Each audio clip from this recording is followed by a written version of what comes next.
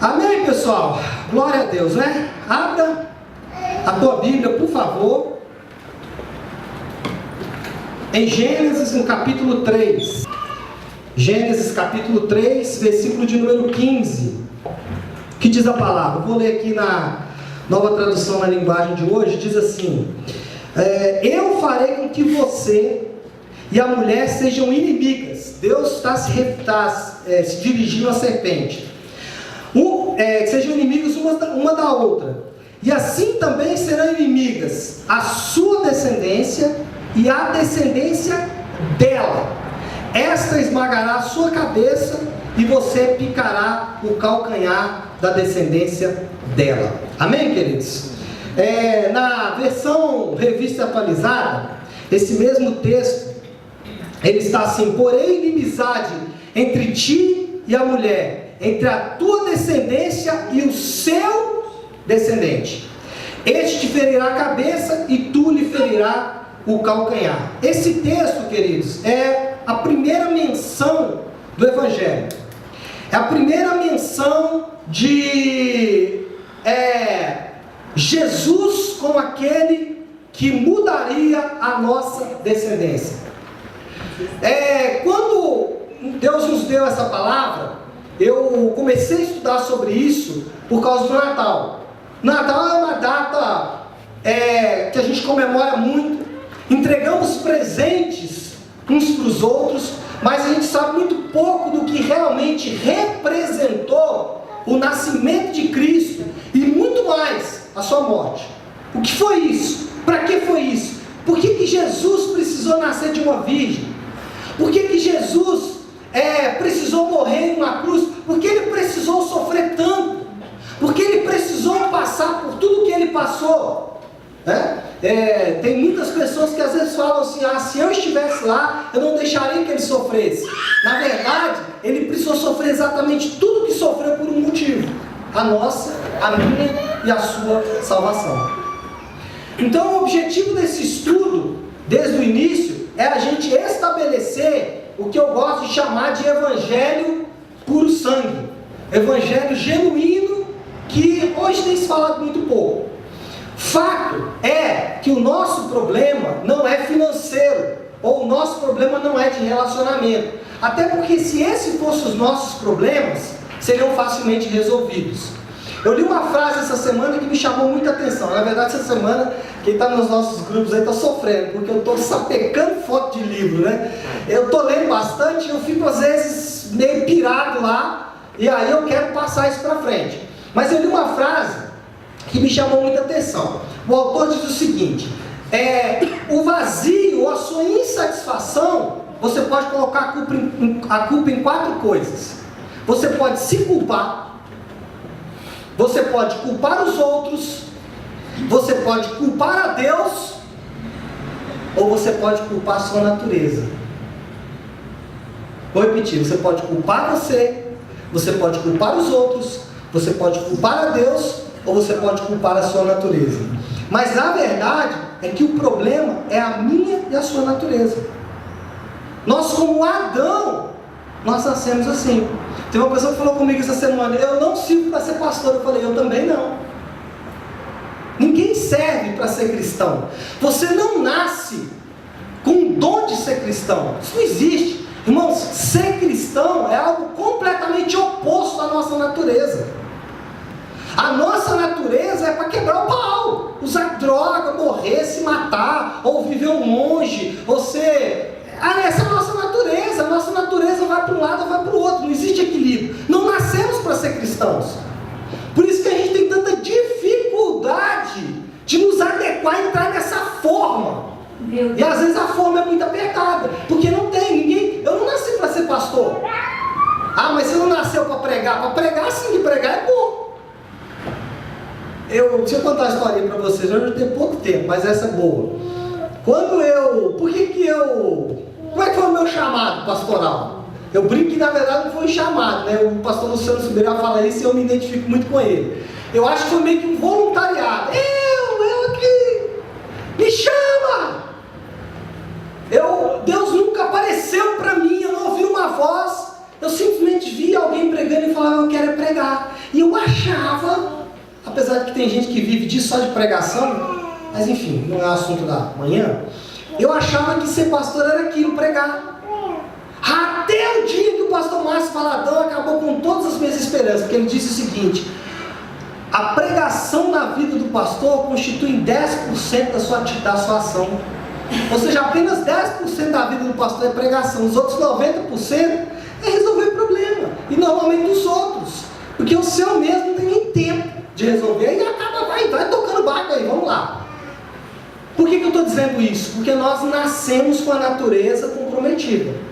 Bom, dito isso, a primeira obra que Cristo fez, eu vou fazer quem está acompanhando todas as pregações agora vai achar um pouco meio chato, porque eu vou ter que recapitular tudo que eu falei, mas vai ser rápido, prometo. Semana passada eu gastei mais tempo, hoje eu não vou gastar tanto. O primeiro problema que Jesus resolve com a gente é o problema de geração. Nós somos criados por Deus, mas somos gerados a partir de Adão. Então quem nos cria é Deus, mas a geração de outros homens é feita através de Adão. Deus, a grosso modo, criou só um homem. Quem? Adão. E talvez criou Eva, mas mesmo assim a criação foi diferente, porque ele tirou de Adão. Todos os outros homens, inclusive eu, você, todos nós que estamos aqui, somos gerados a partir do primeiro, Adão. Então, vocês concordam comigo que se o Adão tem um problema, todo o resto da sua geração também vai ter. Isso acontece muito na medicina, né? Quando você chega no médico, ele fala assim: alguém da sua família tem isso? O médico já te perguntou isso? Porque ele está querendo investigar para saber se esse problema é genético. Então, qual é o nosso problema? Adão pecou. E aí o que aconteceu com ele? Entrou um vírus, uma doença nele. E ele começou a gerar homens iguais a ele. Daqui a pouco eu vou até falar mais sobre esse texto. Romanos 5,12 fala isso. Fala assim: e o pecado passou para toda a humanidade. Então você precisa entender que não é o fato de você ser bom ou ruim. Você pode nunca pecar na sua vida. Você já imaginou um cara que nunca ouviu falar de Deus, mas nunca pecar na vida dele? Nunca roubar ninguém, não matar ninguém, não mentir para ninguém. É possível isso? Talvez sim.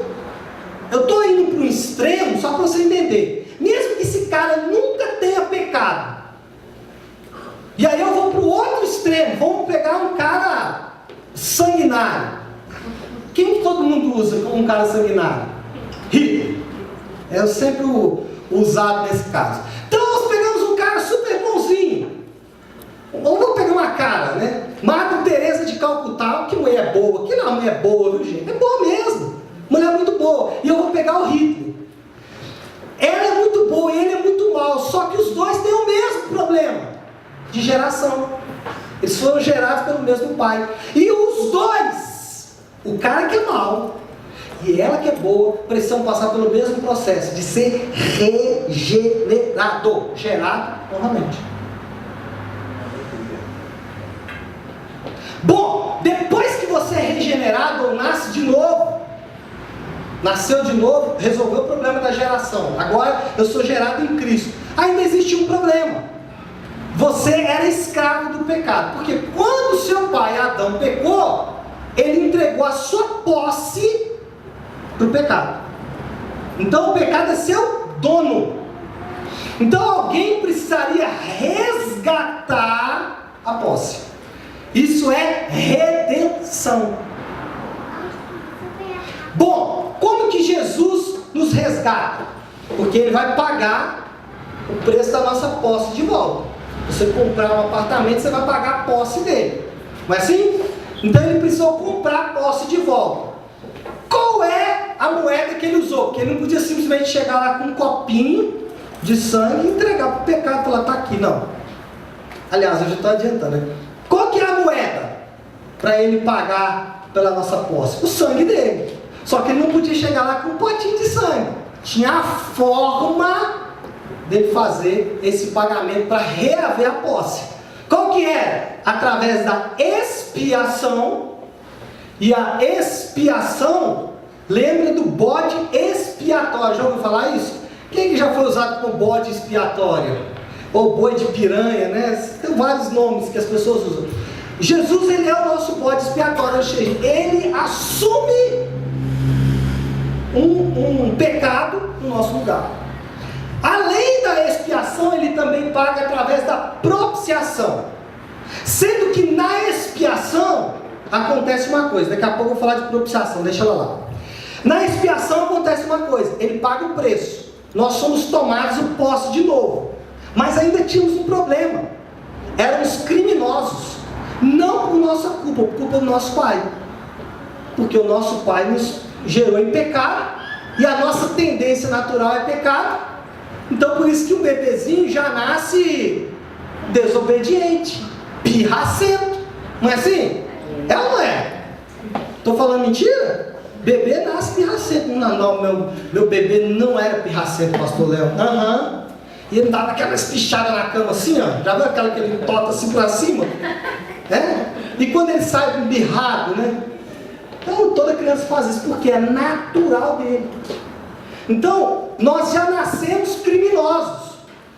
Além da posse ser mudada, através da expiação e da propiciação, na expiação ele fazia outra coisa. Ele nos justificava. Ou seja, ele ia diante do juiz e falava, Flávia é criminosa? O juiz falava, por quê? Aqui está a lei. A lei servia para isso. A lei serve para nos mostrar a necessidade de um justificador. Porque nós não conseguimos cumprir toda a lei. Então, na expiação, ele ainda fazia a justificação. Que é o seguinte, juiz, a Flávia, ela é criminosa. Mas eu assumo o crime dela. Pode liberar ela. Foi isso que Jesus fez. Justificou pela expiação. E a propiciação, pastor Léo? Na propiciação ele fez uma outra coisa chamada reconciliação. Por quê? A propiciação é você entregar um presente como forma de reatar uma amizade ou um romance, enfim. É o que nós homens fazemos quando a gente briga com a mulher. Vai lá e compra um belo buquê de rosas, né? Ou uma caixa de chocolate, ou falamos alguma coisa que ela gosta de ouvir, ou levamos ela para algum lugar. Normalmente os homens fazem isso, né? Não faz não, amigo? Pô, devia fazer, funciona bem, tá? Ou as mulheres também fazem. Quando a mulher pisa na bola com o homem, ela faz a comida que ele gosta, né? O homem é mais fácil de ser dobrado, viu? Já vou adiantar para as mulheres aí. Qualquer coisa que fizer, o cara, ele leva ele. Mas enfim, o que é isso? É dar um presente como forma de reconciliar. Foi isso que Jesus fez na propiciação. Ele se tornou presente para que eu e você pudéssemos ser reconciliados. E reconciliação talvez seja uma das doutrinas mais lindas da Bíblia. Por quê? Porque quando nós olhamos os romanos batendo em Jesus, quando nós olhamos os judeus traindo Jesus, quando nós olhamos os gregos questionando Jesus, nós falamos assim, que absurdo. Como é possível alguém fazer isso com um homem tão bom? Como é possível? Só que esses homens são uma figura minha e sua. Eu e você estávamos ali, batendo em Jesus, traindo Jesus e questionando Jesus. Éramos inimigos de Deus. Inimigos de Deus. Então na propiciação Jesus se torna um presente para que eu e você pudéssemos ser reconciliados. E de novo voltar à condição de amigos de Deus. Bom, isso que eu falei aqui em 15 minutos, eu vou gastar depois 3 meses para falar, tá? Tem mais coisa, é claro, mas isso aqui é um belo resumo. Deu para vocês entenderem? Bom, a partir de agora eu vou falar da imputação e da substituição. Se eu achar aqui eu falo, prometo para vocês. Porque eu faço aqui. Não, aqui é propiciação. Imputação. Muito bem. Bom, como que Jesus fez tudo isso? Como é possível ele fazer tudo isso? Através de duas formas. Primeiro, a imputação, segundo a substituição. É claro para você entender o que é imputação. Imputação é imputar a alguém, ou seja, colocar na conta de alguém. E substituição é alguém ficar no seu lugar. Então, para que Jesus pudesse fazer tudo isso, o que Deus teve que fazer é tirar todo o pecado da humanidade e colocar sobre ele, que era o substituto perfeito. Por isso que lá na cruz, ele sente todo aquele peso. porque naquele momento era o que Deus estava fazendo, imputando sobre ele todo o pecado da humanidade. E ele estava morrendo a minha e a sua morte. Nós éramos passíveis de morte. A lei dizia isso, ok? Bom, falando primeiro sobre imputação. Imputação, a palavra usada no grego é uma palavra bonita. Inclusive dá para você colocar como o nome do seu filho. Logizomai é o nome da palavra em grego para se definir sobre imputação. Tem um texto, eu não separei esse texto aqui, mas diz assim: os nossos pecados foram imputados nele. Agora eu me lembro, depois você vê se acha, pastor, para a gente poder ler. O que é imputação, pessoal? É acreditar na conta de alguém. A grosso modo, trata de uma declaração formal que uma determinada ação foi de fato praticada pelo sujeito citado em juízo. Imputação é o seguinte: é quando o criminoso ele reconhece que ele cometeu um crime, ou o juiz imputa ele, fala assim: pelas provas apresentadas você realmente cometeu esse crime. Então, por mais que o réu esperneie, reclame, não tem jeito, as provas são contundentes e ele vai ser condenado. Isso é imputação. Amém, pessoal? Então, o que significa, além disso?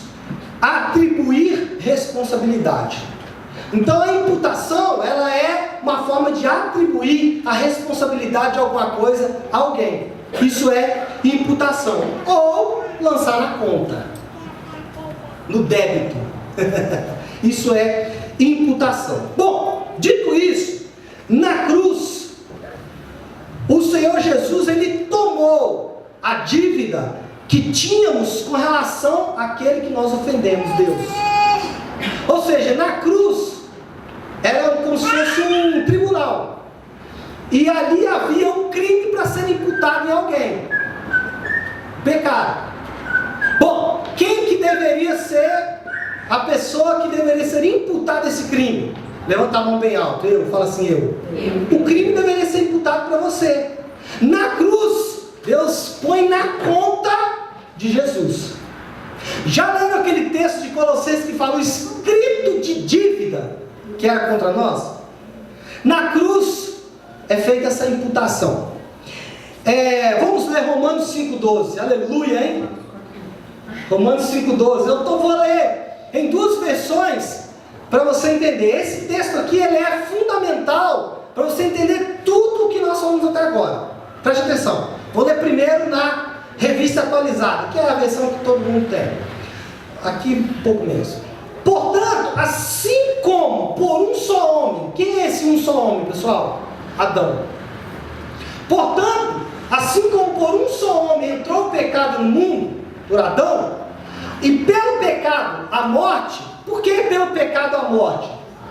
Porque o salário do pecado é a morte. Porque a condenação referente ao pecado é a morte.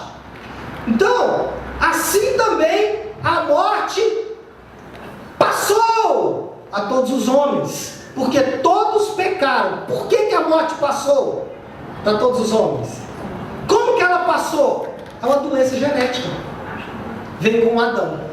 Vamos ler na Nova Tradução da Linguagem de hoje, eu gosto. O pecado entrou no mundo por meio de um só homem. E o seu pecado trouxe consigo a morte, consequência da doença. Como resultado, a morte, ou seja, resultado do pecado, a morte se espalhou por toda a raça humana, porque todos pecaram. Como que a morte se espalhou por toda a raça humana? Através da geração. Foi gerado com uma doença. Foi gerado com um vírus mortal. Não tem jeito. Então ele precisa ser o quê? Regenerado. Bom, quando a Bíblia fala que o pecado passou para todos os homens, a imputação está implícita aqui. Essa é a primeira imputação. O pecado é imputado em nós por causa do nosso sobrenome. Vou repetir. O pecado é imputado em nós por causa do nosso sobrenome. Alice, filha de Adão. Porque apareceu filha de Adão, imputou nela. Está nela. Passou. automaticamente por causa do nome. Então essa é a primeira imputação que acontece, a primeira transferência. Deus olha e fala assim: puxa vida, pelo fato de você ser filha do Adão, eu vou ter que colocar na sua conta esse débito. Não vai ter jeito. Então, queridos, o pecado de Adão é lançado na conta de todos os seus descendentes. Voltamos para Gênesis 3,15. Ele está dizendo o seguinte: todos os seus descendentes vão participar desse processo. Com este ato, Deus está imputando aquilo que nos pertence de direito. É fato, o nosso pai errou. Porque somos filhos de Adão, a morte espiritual então é debitada na nossa conta. Só que o que acontece quando você passa o cartão de débito e não tem dinheiro lá? Transação não autorizada. Não tem dinheiro na sua conta.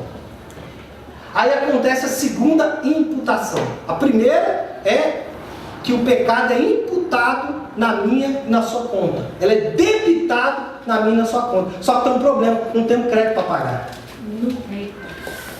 Ai, meu Deus. Bom, diante dessa situação, não temos crédito para pagar, vamos para o segundo grande fato da imputação.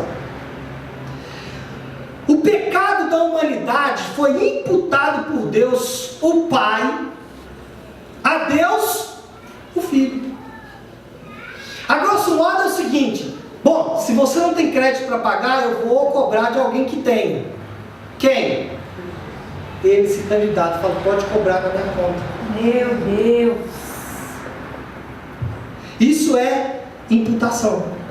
Então foi feita uma transferência divina, na qual a conta do Senhor Jesus foi debitado aquilo que não lhe pertencia. Porque se tem alguém que não tinha dívida, era ele.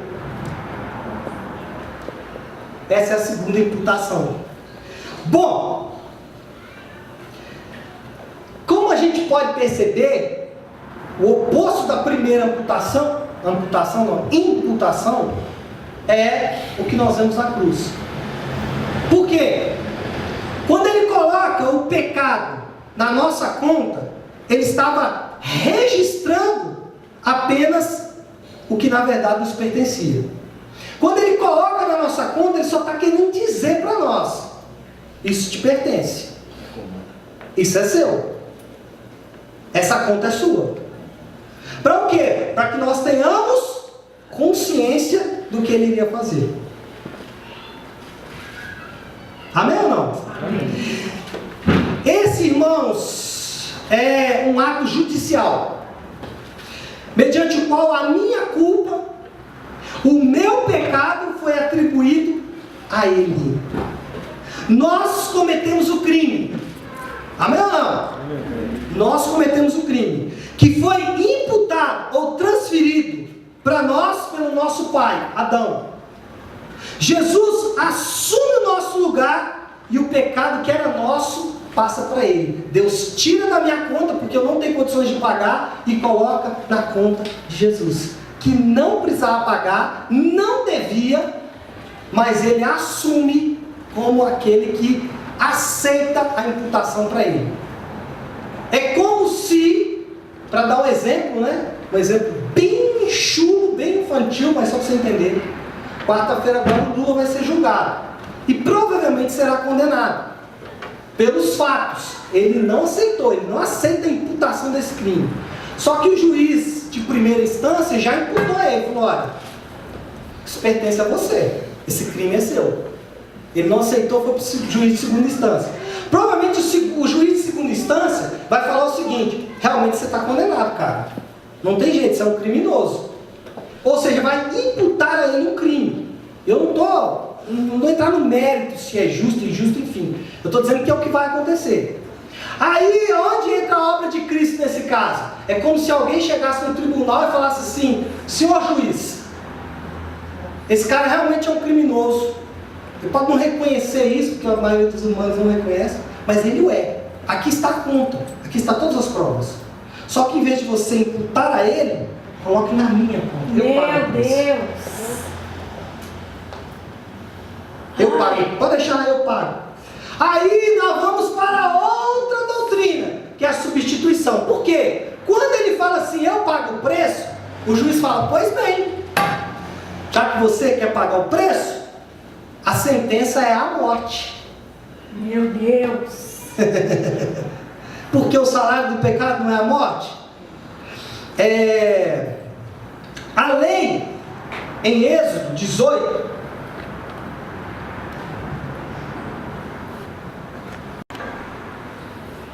não está ali também, diz assim, a alma que pecar, esta morrerá. Qual é a alma que pecou? Nós, todos nós pecamos. Pastor, mas eu sou um homem bom demais, mas não é o problema que você faz, é o problema de quem você é. Ana Paula de Adão, não tem jeito. Então todos pecaram. Bom, quem pecar morrerá, todos devem morrer. Então Jesus, quando ele imputa sobre ele o nosso crime, qual que é a sentença? Morte. Só que aí tem um outro problema. Para alguém morrer a morte de alguém, ele precisa ser um substituto à altura. À altura. Ai, meu Deus.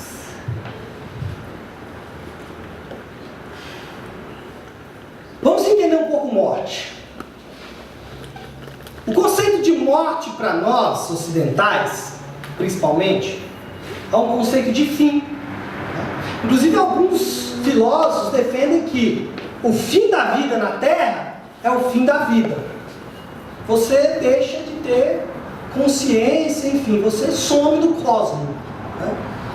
Só que a morte bíblica, ela não tem ideia de fim, ela tem ideia de separação. Então, quando morremos fisicamente, o nosso corpo vai ser separado da alma e do espírito. Mas o corpo vai acabar findando, apesar de que não finda, né? Porque volta para a terra, e aí você vai acabar ficando aqui, o seu corpo por aí na terra. Os 4 elementos, são 4 mesmo? Vai ficar aí na terra, é terra. Bom, enfim. A sua alma e o seu espírito estão separados do seu corpo. Essa é a morte física. E a morte espiritual, qual que é? Também não é um fim de si mesmo. É apenas uma separação de Deus. Então, quando falamos de morte espiritual, estamos falando apenas de uma separação entre o homem e Deus. E a morte eterna? A morte eterna é a separação da eternidade. Você não tem acesso à eternidade. E esse é um problema. Esse, na verdade, é o verdadeiro problema. Por que eu estou dizendo isso, irmãos? Para o homem ser salvo, ele precisa de um substituto para tomar o lugar dele de culpado e livrá-lo da sentença de morte. Qual é a sentença de morte? O que Deus fala com Adão antes dele pecar? Se você comer dessa árvore, certamente morrereis. A pergunta é, Adão morreu? Bom dia. Adão morreu? Não. Espiritualmente. Muito bem. Fisicamente não, ele continuou vivendo no paraíso. Só que o que aconteceu? Quando Deus foi procurá-lo, e note, a separação não é Deus de nós. Não é Deus que se afasta de nós. É nós que nos afastamos dele. Meu Deus. A volta dele, quando ele pergunta, Adão, onde você está? É na verdade uma oferta de amor. Ele está oferecendo reconciliação. Olha o que o Adão faz. Se esconde, que é o que a maioria do ser humano faz. Ele não assume a sua condição, que é o que o Adão deveria ter feito. Que o Adão deveria ter feito. Bom, dito isso, houve uma separação, ou seja, uma morte espiritual. Para que essa morte espiritual seja resolvida, alguém vai precisar morrer a nossa morte. E aí entra o substituto. A imputação é o reconhecimento da dívida. A substituição é a pessoa que vai pagar a dívida. Ou seja, alguém vai ter que morrer. Se você reconhece a dívida, se você reconhece, não, tem uma dívida. Ok, se tem uma dívida, alguém tem que pagar. Mas qual que é o preço? Morte. Morrer em lugar de outro, irmãos, normalmente não é um serviço muito desejado. Vamos combinar. Ninguém de forma calorosa abraçaria tal responsabilidade. É ou não é verdade? Mas havia uma exceção, o Senhor Jesus. E aí nós chegamos à conclusão de que não havia ninguém que podia ser o substituto dos pecadores a não ser Ele. Por quê? Vamos entender bem por que tinha que ser Jesus. Porque que Ele era o substituto perfeito. Quando a gente lê o Antigo Testamento, irmãos, e quando principalmente os defensores dos animais ficam chocados, que eles falam assim, quanto sacrifício de animais. Na verdade, tudo isso eram figuras. Deus estava naquele momento preparando e educando o povo para a necessidade de um substituto morrer no lugar do pecador. Aquilo tudo era só o seguinte: alguém tem que morrer no lugar do pecador. No caso do Antigo Testamento eram os animais. Por isso que Jesus é chamado de o Cordeiro de Deus. Por isso que quando Adão realmente volta para Jesus, e ele sente que ele está nu e ele se cobre com folhas, o que Jesus faz? Ou o que Deus faz naquele momento? Mata o animal. Ou seja, é o primeiro inocente que morre pelo pecador. Alguém teve que morrer para cobrir o pecado de Adão. Mais uma figura de Jesus que morreu para cobrir o nosso pecado. Então, quando você lê o Antigo Testamento, irmãos, eu quero que você faça esse exercício. Para de ler o Antigo Testamento na sua ótica. Para! Então a gente está sempre procurando uma bênção no Antigo Testamento. Não existe nada ali para nós. Ali é tudo para... Aliás, vou refazer o que eu disse. Ali tudo é para nós, através de Jesus. Então eu vou dar um exemplo.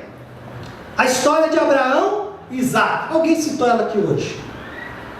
De entregar. Entrega. Toda vez que fala de entrega, Abraão e Isaac. Porque qual é a história?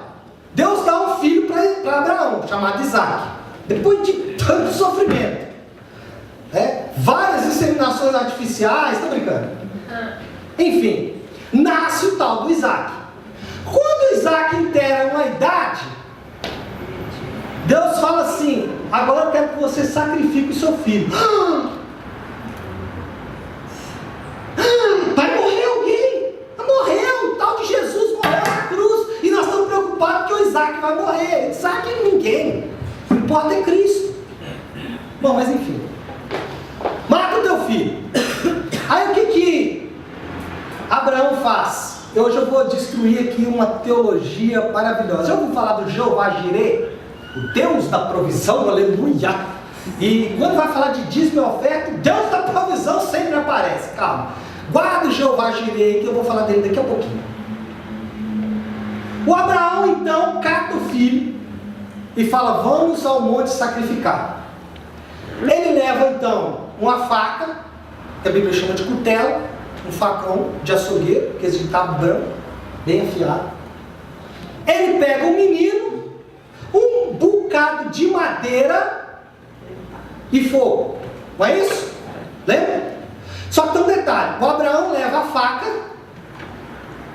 o Abraão leva o fogo, mas o filho leva a madeira.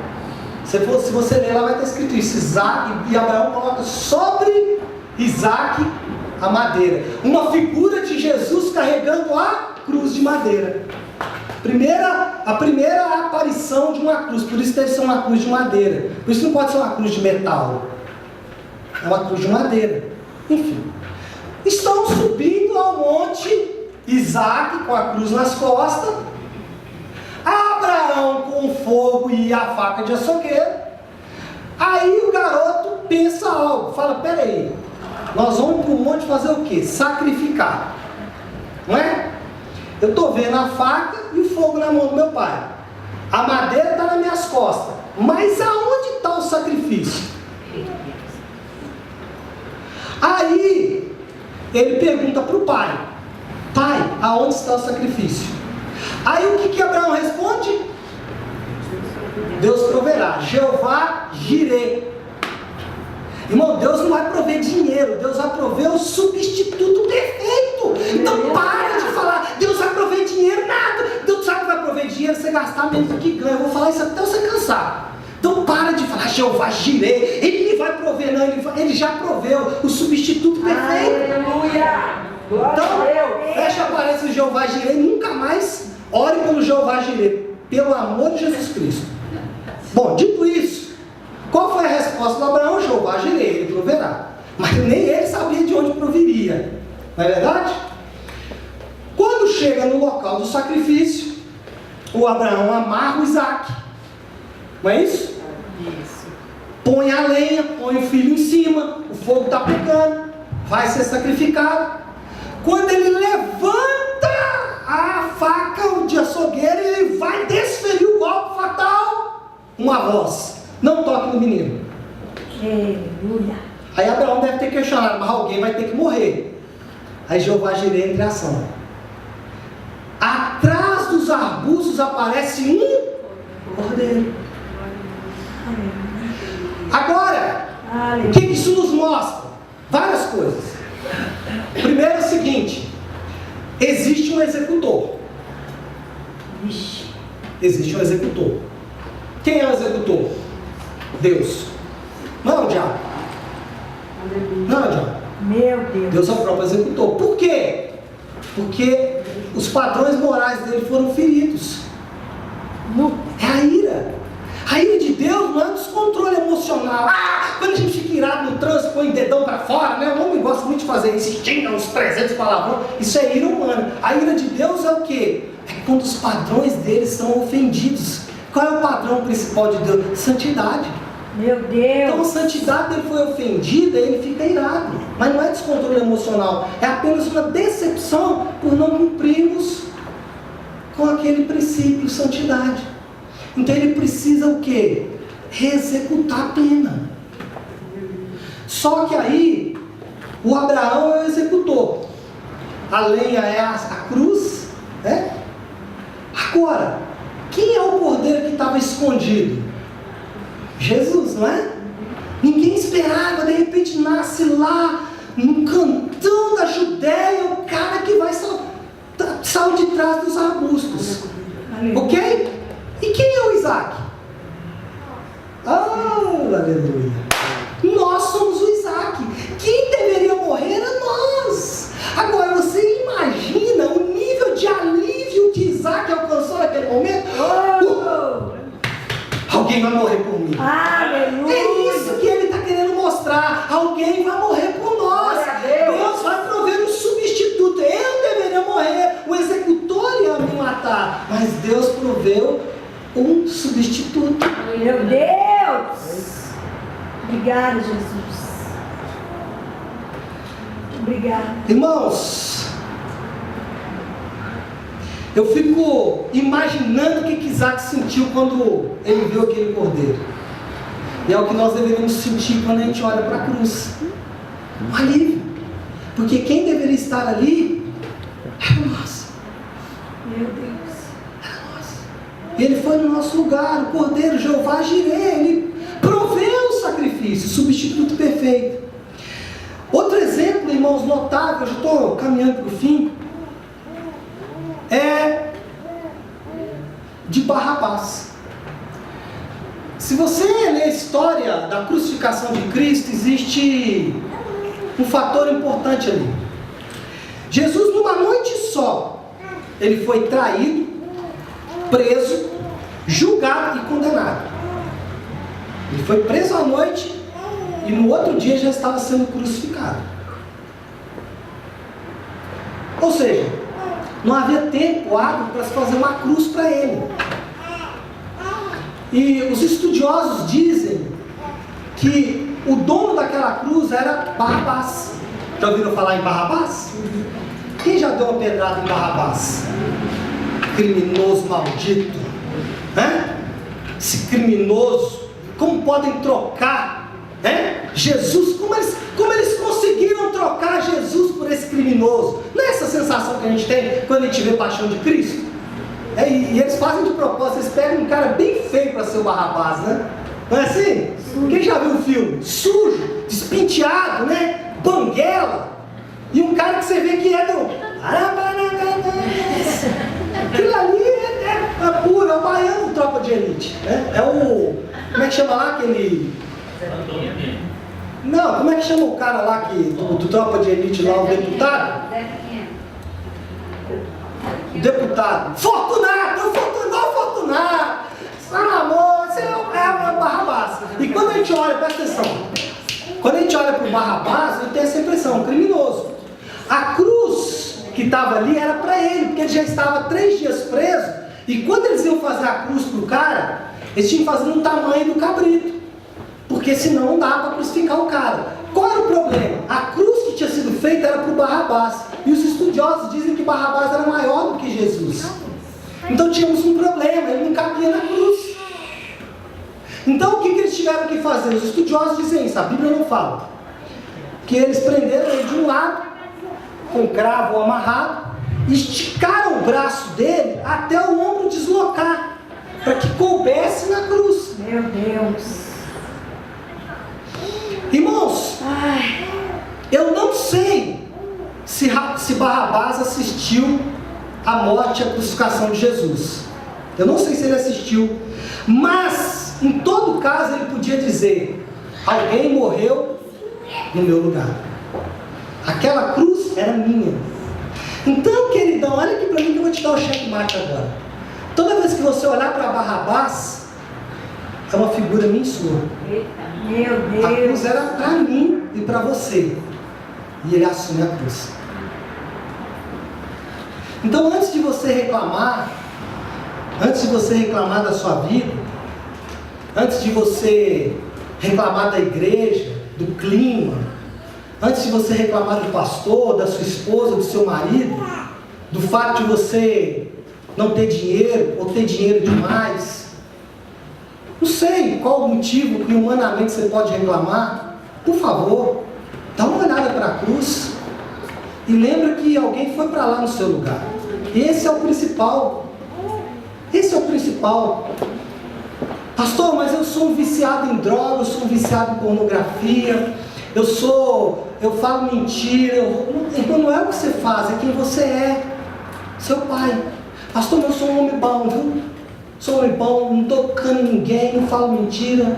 Eu procuro ser um homem bom, irmãos. Eu procuro ser um homem bom, nem sempre fui, mas procuro ser um homem muito bom. Até para ser referência. Mas isso não me salva. O que me salva foi que Deus providenciou um substituto que morreu no meu lugar naquela cruz. É isso que é importante. Quer ver? Vamos ler. Eu prometo que eu estou terminando. Até gostaria de não terminar, mas estou terminando. Vamos lá. 1 Pedro 3,18. Olha lá, irmãos. O que está escrito em 1 Pedro 3,18? Isso muda a nossa vida. Vou ler na NTLH primeiro, olha. Pois o próprio Cristo sofreu uma vez por todos pelos pecados, um homem bom em favor dos maus. Um homem bom em favor dos maus. Agora a gente tem que substituir ali um homem bom no meu lugar, que era mau. Olha lá o texto. Olha lá. Para levar vocês a Deus. Ai, a gente está chorando porque não tem dinheiro. A gente está chorando porque, irmãos, tem que mudar o evangelho. Essa igreja não existe. Venderam uma igreja mentirosa para vocês, dizendo bem que vai ser tudo resolvido. Não, o problema que tem que ser resolvido é de salvação. Aleluia. Bom, mas ele não para. Ele morreu no corpo, mas foi ressuscitado no espírito. Ou seja, nós também seremos ressuscitados. E não é ressurreição de sonhos, ressurreição, isso é bobagem. A ressurreição que precisamos é a ressurreição no último dia. Essa que realmente é importante. Bom, deixa eu ler na área, né? Revista atualizada. Pois também Cristo morreu uma única vez pelos pecados, o justo pelos injustos. O justo foi imputado nele o nosso pecado, para conduzir-nos a Deus, ou seja, para que você volte a Deus, porque Deus está no mesmo lugar, nós nos afastamos. Em Jesus, nós podemos voltar, somos reconciliados, porque o substituto foi lá. Morto-se na carne, mas vivificado no Espírito. Por isso, irmãos, Jesus, que é Deus, e aí você vai entender um outro detalhe aqui agora, me dê mais 5 minutos. Por isso, Jesus, que é Deus, precisava se tornar homem. Por isso que ele não podia fazer isso tudo como Deus. Porque você pergunta, ok, ele podia fazer tudo isso como Deus. Isso podia ser automático no céu. Na hora que Adão pecou, ele podia falar, eu vou morrer por você. Eu vou entregar meu sangue, então faz uma coisa. Já vou morrer aqui de uma vez, já vou me entregar e a gente resolve tudo aqui. Não precisa de ninguém sofrer. Não é assim? Só que tinha um problema. Ele precisava encarnar. Porque para pagar o nosso preço tinha que ser alguém igual a nós. Não pode ser Deus. É injusto. Se Deus paga o preço, é simples, ele é Deus. Então precisava ser alguém igual. Bom, a aprovação de Deus e do Espírito Santo no batismo de Jesus testifica o fato de que ele é perfeito. Quando lemos lá, que Jesus, ao sair das águas, já leram o batismo de Jesus? Ele sai das águas, o céu se abre, e o que vem lá? A voz? Esse é o meu filho amado, em quem eu tenho prazer. Quando ele está falando isso, ele está dizendo o seguinte: esse é o substituto perfeito. Esse pode fazer o que tem que ser feito. Para encerrar, eu prometo que vou encerrar. Eu quero citar 3 autores bíblicos que falam sobre Jesus como substituto perfeito. O primeiro é Pedro. Pedro é um homem de ação. Não é? Não, deixa que eu faço. Não, eu vou lá. Pedro é um homem de ação. Não é? Então ele comprova que Jesus, pelas suas ações, não cometeu pecado. Ele fala assim, em 1 Pedro 2,22, o qual não cometeu pecado. Ou seja, ele diz o seguinte: como Jesus não cometeu pecado, pelas suas ações, ele me substitui nas minhas ações. O outro é Paulo. Paulo era um pensador. E Paulo, ele fala algo de Jesus. Ele fala assim, em 2 Coríntios 5,21, aquele que não conheceu o pecado. Está falando de o quê? De algo na mente. E João fala o que sobre Jesus? Nele não existe pecado. Porque como João reclinava a cabeça no peito de Jesus, ele conheceu o caráter de Jesus. Então, Pedro fala das ações de Jesus, não tinha pecado. Paulo fala da mente de Jesus, não tinha pecado. E João fala do caráter de Jesus, não tinha pecado. Aleluia. Ou seja, vamos fechar. Hebreus 7, prometo, é o último texto. Prometo mesmo, é o último texto mesmo. Hebreus 7, olha o que diz o escritor de Hebreus, a partir do verso 26. Com efeito, nos convinha um sacerdote como este. De quem que ele está falando? Jesus. Santo, inculpável, sem mácula, separado dos pecadores e feito mais alto do que os céus. Que não tem necessidade, como os sumos sacerdotes, de oferecer todos os dias sacrifício, primeiro pelos seus pecados, depois pelos do povo, porque fez isso uma vez por todos, quando a si mesmo se ofereceu. O que ele está querendo dizer? O seguinte: primeiro, ele encontra em Jesus alguém que fosse santo, inculpável, sem mácula e sem pecado, porque se não fosse assim, não poderia pagar o nosso preço. Segundo, ele fala assim: convinha que ele não fosse como os outros sumos sacerdotes, ou como eu, por exemplo. Ele fala assim: não pode ser um pastor, Então preste atenção, ninguém, humanamente falando, pode salvar. Então olha aqui para mim, não tem pastor, não tem profeta, não tem santo, não tem igreja, não tem nada nessa terra capaz de salvar. É o que ele está falando. Tudo isso é sumos sacerdotes, ajudam no processo. Homens bons, santos, ajudam no processo. Mas quem salva é aquele que não precisa de um sumo sacerdote por ele. Quem que era? Jesus. Versículo 28. Porque a lei constituiu sumos sacerdotes a homens sujeitos à fraqueza. Ele está dizendo o seguinte: a lei diz o seguinte: alguém vai ter que pagar o preço. Mas na lei quem pagava o preço era o próprio homem. A alma que pecar, esta morrerá. Aí ele fala, mas a palavra do juramento, qual? Qual juramento? A que Deus fez para nós. O teu descendente ferirá a cabeça. Ele jurou. A palavra do juramento, que foi posterior à lei, ou superior à lei, constituiu o Filho perfeito para sempre.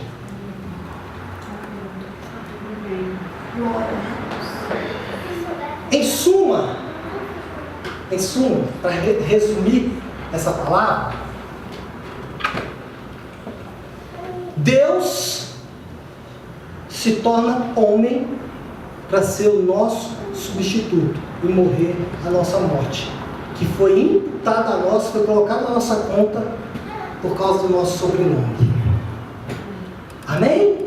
Glória a Deus. Vamos nos colocar de pé, orar por essa palavra? Alice, filha de Jesus. Agora, muito bem, Alice agora, Alice, filha de Jesus, que na verdade, semana que vem eu vou tentar falar de dois, pelo menos um. Eu vou falar sobre santificação e adoção, porque Deus nos adota. Nós somos filhos adotivos. Então é Alice Leonardo, vou falar Leonardo, tá? Filho de Adão, adotado por Deus. Ok? E eu continuo sendo filho de Adão, tem jeito, meu pai. Só que Deus vê que eu sou um filho órfão. Por isso que a Bíblia fala assim, qual é a verdadeira religião? Cuidar dos órfãos. Quem são os órfãos? Levanta a mão e dá glória a Deus. Nós somos os órfãos. E não estou falando que você não vai ajudar os orfanatos. Eu estou dizendo que quando ele fala isso, ele está falando o seguinte: quem está sem condições de viver é você. Bom, como eu aplico essa palavra, pastor Léo? Eu faço sempre um resumo. Portanto, somos regenerados, mas ainda escravos. Então somos resgatados, e o preço do resgate, ou seja, a moeda, é o sangue de Cristo, que é entregue por expiação, ou a forma de pagamento. Ainda assim, passíveis de morte, como punição pelo pecado. Aí entra a justificação, e somos completamente inocentados. Depois de tudo isso, ainda existe a distância de Deus. O pecado construiu uma barreira entre Deus e o homem. Precisamos, portanto, ser reconciliados com Deus, ou seja, fazer as pazes. Isso acontece através da reconciliação. Mas, para sermos reconciliados, precisamos remover essa barreira, que é a forma como Cristo, e a forma como Cristo faz isso é através da propiciação, que é a oferta de Deus que aplaca a ira de Deus. Portanto, somos justificados pela expiação e reconciliados pela propiciação. Para que tudo isso acontecesse, era necessário duas coisas. Primeiro, o reconhecimento da dívida e a incapacidade de reparação. Isso é imputação. Eu reconheço que eu sou criminoso, mas não tenho como pagar. Reconheço a dívida e que eu não consigo fazer. Ou seja, a morte de nossos pais deveria passar para nós. Como não podíamos morrer, Cristo fez isso por nós, morrendo em nosso lugar. Isto é substituição, que somente poderia ser realizado por alguém igual a nós, mas sem a semente do pecado. Por isso Jesus encarnou através do nascimento virginal para ser o substituto perfeito. Amém? Agora estamos prontos para uma nova etapa, que nós chamamos de santificação para nos limpar do pecado, que depois de tudo isso chegamos na casa do Pai. Lembra do filho pródigo que chega na casa do Pai? O Pai o recebe, mas ele está sujo. Aí nós precisamos de ser limpos. Aí entra a santificação. Mas temos um problema, não somos filhos mais legítimos. Aí ele precisa colocar um anel no nosso dedo para sermos de novo adotados como filho. Aleluia. Amém? Amém. Glória a Deus. Semana que vem falarei sobre isso. Feche os seus olhos. Senhor, em nome de Jesus, Pai, esse é o Evangelho verdadeiro. É nisso que nós cremos como igreja, e é nisso que nos apoiamos. Não nos apoiamos no fato de sermos bons, ou de sermos honestos. Não nos apoiamos no fato de que erramos, brigamos, gritamos, insultamos uns aos outros. Não nos apoiamos em o que fazemos. Nos apoiamos em quem Tu és, que transforma quem nós somos. Precisamos dessa transformação. Necessitamos dessa transformação. Clamamos por essa transformação. E pela fé recebemos agora. Declarando, Pai, que em Ti somos novas criaturas verdadeiramente. Justificados, santificados, adotados. Porque uma obra foi realizada pelo Senhor. Nascemos de novo. Somos resgatados da escravidão. Porque o Senhor pagou um preço com o Teu sangue e entregou um presente que alivia a Tua ira. E nos coloca no padrão que o Senhor estabeleceu, que é protegidos e cobertos por Cristo. Tomamos posse desta palavra e declaramos que precisamos viver esta palavra todos os dias. E que o Teu Espírito nos ajude, porque Ele está aqui exatamente para isso. Nós clamamos para que o Teu Espírito nos ajude e Ele seja conosco todos os dias, em nome de Jesus. Amém. Amém, queridos.